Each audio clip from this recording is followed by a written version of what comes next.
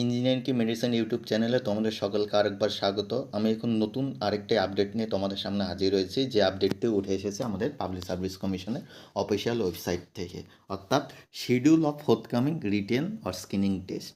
অর্থাৎ একটি গুরুত্বপূর্ণ ইঞ্জিনিয়ারিং এক্সামিনেশনের স্ক্রিনিং টেস্ট অর্থাৎ রিটেন টেস্টের ডেট পাবলিশ করেছে, যেটার অ্যাডভার্টাইজমেন্ট নাম্বার 21/2020।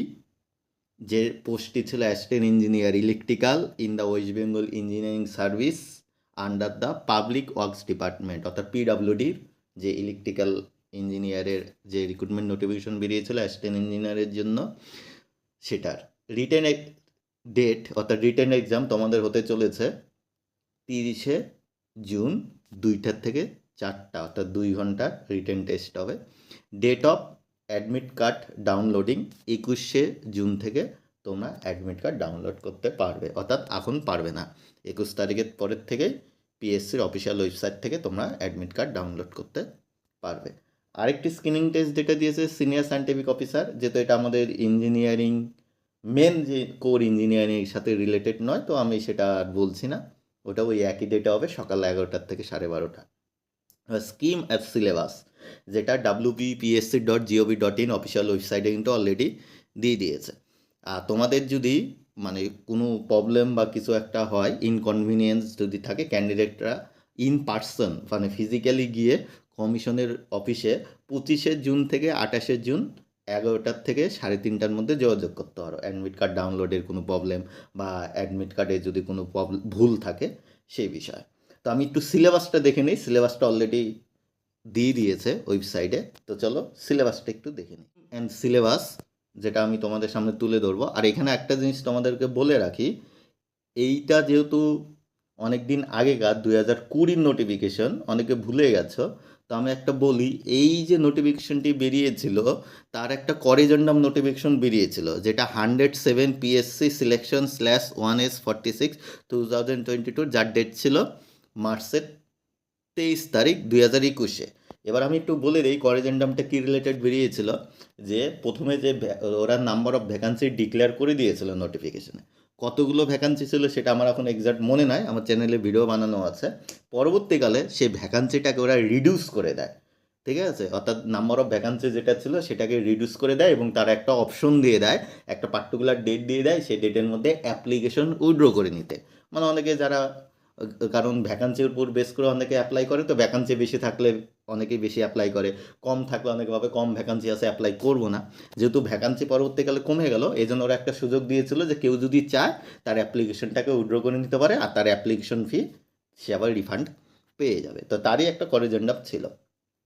তো এমসিকিউ টাইপের রিটেন এক্সামিনেশন হবে, 100টা কোশ্চেন থাকবে এবং ফুল মার্কস হবে 200, মানে এক একটাতে 2 মার্কস করে, ডিউরেশন 2 ঘন্টা, ঠিক আছে। নেগেটিভ মার্কিং থাকবে 1/4 করে কাটা যাবে, ঠিক আছে। এবার সেই হিসাবে মানে 2 মার্কস করে থাকবে, তার মানে এক একটা ভুল হলে 0.5 করে কাটা যাবে। তো এই marks of written test will be added to the marks of interview for preparation of merit list. এখানে কিন্তু একটা বলে দিয়েছে যে ইন্টারভিউয়ের মার্কস কিন্তু অ্যাড হবে। Marks of written test will be added to the marks of interview for the preparation of merit list, এখানে বলে দিয়েছে।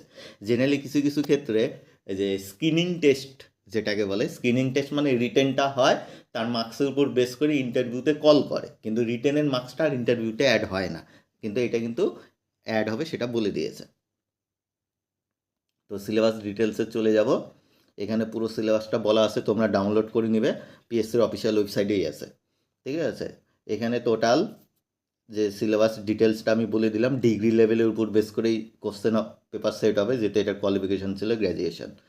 ইঞ্জিনিয়ারিং, মেকানিক্স, ফিজিক্স, ইলেকট্রিক্যালের হলেও এই সিলেবাসগুলো রয়েছে, ম্যাথামেটিক্স, অ্যাপ্লাইড মেকানিক্স, প্রিভিয়াস ইয়ারে যে এক্সামগুলো হতো তারও সিলেবাসে এগুলোই থাকতো, electronics, circuit theory, electrical engineering materials, hydraulics and water power, electrical machine, power planning and distribution, field theory, numerical analysis and computer programming, electric power utilization, power system protection and switchgear, এগুলো রয়েছে, ঠিক আছে। আর আরেকটা জিনিস তোমাদেরকে বলি, তোমরা কিন্তু আউট অফ সিলেবাস কোনো কোশ্চেন ক্লেম করতে পারবে না, তার কারণ এই সিলেবাসটা দিয়েছে ইন্ডিকেটিভ সিলেবাস।